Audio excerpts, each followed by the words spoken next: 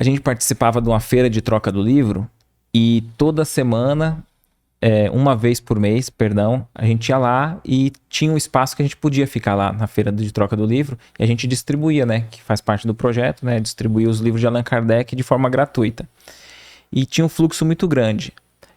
E aí, a gente levava lá 4, 5 caixas, entregava quase tudo, né? O pessoal pegava e tal, e eu ficava feliz, porque eu falava, pô, é alguém que se interessou, não tô forçando. Pessoas que gostam de leitura e vão ler, podem se interessar pelo tema, né? Só que teve um dia que mudou a data do que era habitual, não foi muito divulgado. Eu levei lá 4 caixas, não precisei abri uma e eu entreguei nem, acho que meia dúzia de livro. E eu já, no final, vendo que eu tava um pouco triste. Eu falei, pô, quando tem as feiras a gente entrega 3, 4 caixas, né? Tô entregando aqui umas 6 livros. E foi curioso que eu acho que é como se a espiritualidade estivesse mandando uma mensagem ali pra mim, porque eu entreguei pra um desses 6 livros, eu entreguei pra um casal de idoso ali, um senhor e a senhora falou, olha, que legal, a gente vai voltar a fazer o evangelho no lar. Faz muitos anos que a gente não faz o evangelho e não tinha o livro e acabou não comprando, tal. A gente entrou aqui por acaso e, pô, obrigado. Eu falei, olha, uma casa acendeu uma luz, né? Uma outra chegou e falou assim, nesse mesmo dia, eu posso pegar outro? Porque eu não vou mentir, eu já peguei um com você na outra feira. Mas aquele lá eu entreguei pra minha irmã, que tá no presídio. Então era o meu, eu enviei pra ela e agora tá esse evangelho lá com a minha irmã e ela tá junto com as internas lá lendo, estudando e tal. Então eu falei assim, acho que a espiritualidade viu eu triste e falou, ó, Éder, só dessa vez eu vou deixar você ver 2. Porque muitos outros, nas vezes que eu mais entreguei livro, eu não tive nenhum feedback, nunca. E naquele dia que eu entreguei 6, eu tive 2 feedbacks que pra mim Valeu mais do que 2 caixas de livro. e não que eu estivesse fazendo alguma coisa, mas permitindo ser instrumento, né, do bem ali. Essa é a dificuldade, né? Essa questão, né, desse lado virtuoso, né? Muitas vezes a gente quer buscar ser virtuoso para ser notado. Sim.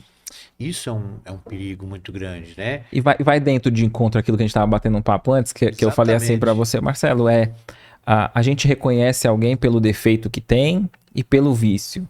Qual outra forma de detectar ou uma característica da imperfeição, né? Você sabe que muitas vezes, quando eu observo no outro muitos defeitos, na verdade o outro se transformou em um espelho para mim. Ele é a minha réplica.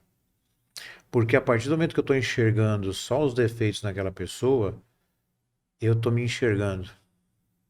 Porque a tendência, às vezes, é que nós enxergamos primeiro o lado ruim, depois o lado bom de cada um, né?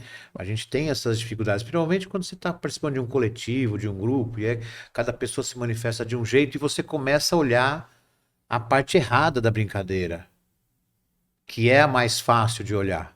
Que é aquilo que nós comentamos agora há pouco. É mais fácil ir para o lado ruim do que ir para o lado bom.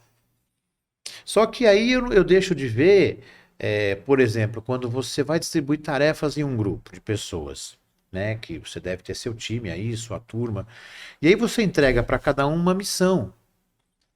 E você cria uma expectativa naquele que você entregou essa missão, que ele te traga aquele resultado. E ele não traz. Ele traz nem metade daquilo que você esperou. Qual que é a primeira tendência? Cobrar o cara, julgar o cara. Pô, não, isso aqui, expliquei pra você, você veio aqui e me fez tudo errado, cara. Essa é a primeira tendência nossa, esse é o primeiro reflexo. E assim, não devemos nos culpar por isso também, porque não estamos aqui para buscar perfeição, estamos aprendendo. Mas eu tenho que me perceber. E aí eu deixo de olhar o quanto ele se esforçou para trazer aquele pouquinho, mas ele trouxe algo. Ele trouxe algo, né? Por mínimo que possa parecer, mas o esforço que ele fez para me entregar aquele pouco deve ter sido muito grande. Você pega pessoas, por exemplo, que têm dificuldade em falar em público. Aí você põe essa pessoa e fala, pô, a pessoa soa, começa a passar mal. Daqui a pouco ela vai lá e consegue. Aí você fala, pô, só isso? Um balde de água fria, né? Pô, cara, o cara se matou ali pra falar aquilo. O cara se desdobrou pra falar boa noite, eu estou aqui, meu nome é Marcelo, tal. Aí você chega, porra, eu esperava que você falava mais e tal. Então, eu tenho que começar a virar essa moeda do outro lado. Tem uma parábola que fala que Jesus fala que nós somos o sal da terra, não é isso? A gente até comentava sobre isso. O que é o sal da terra? Vamos pensar o seguinte, né? Nós temos 1 quilo de arroz e 1 quilo de sal. Você usa os 2 quilos para fazer arroz? Você não usa. Então você pega 1 quilo de arroz e o sal, só uma pitadinha. O sal da terra é essa pitadinha todo dia. É uma pitadinha aqui, é uma pitadinha ali, é uma pitadinha acolá. É o sal da terra. É você temperando aquilo que você pode temperar de melhor na sua vida. E o resultado, fica quieto. Ele vem. E às vezes você nem percebe que ele veio. E ele vem. O que você achou desse corte? Coloca aqui nos comentários a sua opinião sobre esse tema. Para ver o episódio completo, é só pesquisar Recomeçar Podcast Espírita. E caso tenha ficado alguma dúvida sobre a doutrina espírita, é perfeitamente normal. Procure ler as obras de Allan Kardec.